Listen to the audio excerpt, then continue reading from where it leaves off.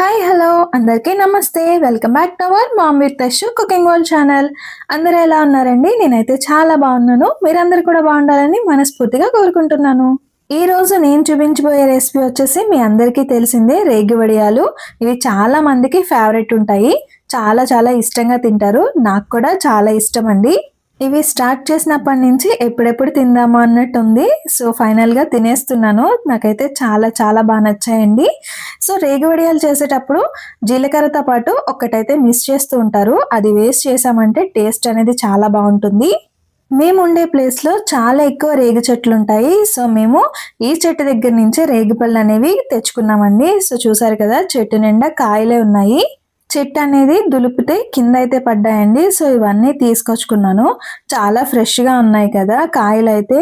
So చూస్తుంటేనే నోరు ఊరిపోతుంది, అంత బాగున్నాయి. ఈ కాయలు స్వీట్గా ఉంటాయండి, అలానే లైట్గా పులుపు అయితే ఉంటుంది. ఇప్పుడు వీటిని వాటర్లో వేసుకుని ఒక 5 minutes పాటు ఉంచేసిన తర్వాత శుభ్రంగా వాష్ చేసుకుని ఒక క్లాత్ మీద అయితే వేసుకున్నాను.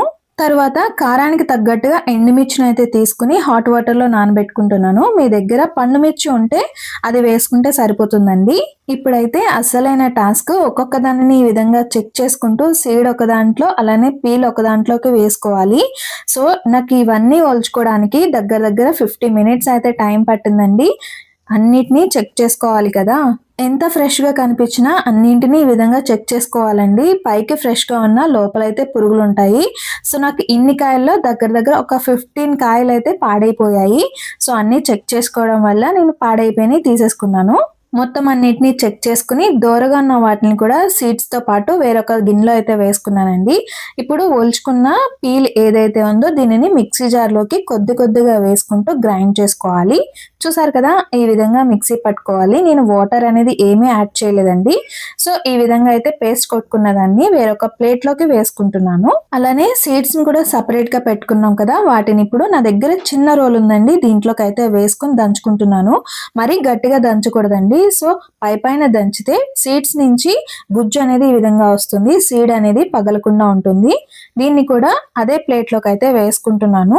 ఇప్పుడు మిక్సీ జార్లోకి ముందుగానే నానబెట్టి పెట్టుకున్న, అంటే హాట్ వాటర్ వేసుకుని ఎండుమిర్చి నానబెట్టుకున్నప్పుడే చింతపండును కూడా నానబెట్టుకున్నానండి. సో దీన్ని కూడా మిక్సీ జార్లోకి వేసుకుని మెత్తగా పేస్ట్లో అయితే గ్రైండ్ చేసుకోవాలి. ఇప్పుడు దీంట్లోకి నానబెట్టుకున్న ఎండుమిర్చి ఏదైతే ఉందో సో దానిని కూడా యాడ్ చేసుకుంటున్నాను, వాటర్ ఏమీ వేసుకోకుండా. చిన్నపిల్లలు ఉన్నారు కాబట్టి నేను మిర్చి అనేది కొంచెం తగ్గించి వేసుకుంటున్నాను. ఎక్కువ తినేవాళ్ళు ఎక్కువ అయితే వేసుకోండి. సో ఇప్పుడు దీంట్లోకి బెల్లం తురుమును కూడా వేసుకుంటున్నాను. రేగి వడియాల్లో బెల్లం వేసుకుంటే ఆ పులుపుని మేనేజ్ చేసుకుంటూ టేస్ట్ అనేది చాలా బాగుంటుంది కదా. సో మీరు ఎంత స్వీట్ కావాలి అనుకుంటే అంత బెల్లాన్ని వేసుకుని వీటి మొత్తాన్ని ఒకసారి అయితే మిక్సీ పట్టుకోవాలి. చూసారు కదా, చాలా బాగా అయితే మిక్సీ పట్టేసుకున్నాము. రేగి వడియాల కోసం అంత ప్రాసెస్ కంప్లీట్ అయిపోయింది. సో తర్వాత మిక్సీ పట్టుకున్న దాన్ని దంచి పెట్టుకున్న దాన్ని ప్లేట్లోకి అయితే వేసుకున్నాను. చూసారు కదా, దంచి పెట్టుకున్న వాటిలో కొంచెం పీల్ అయితే అలానే కనిపిస్తుంది. సో అలా ఉంటేనే బాగుంటుందండి, కచ్చా పచ్చగా దంచుకోవాలి. ఇప్పుడు దీంట్లోకి మిక్సీ పట్టుకున్న ఎండుమిర్చి, బెల్లం, చింతపండు పేస్ట్ ఏదైతే ఉందో దాన్ని కూడా వేసేసుకున్నాను.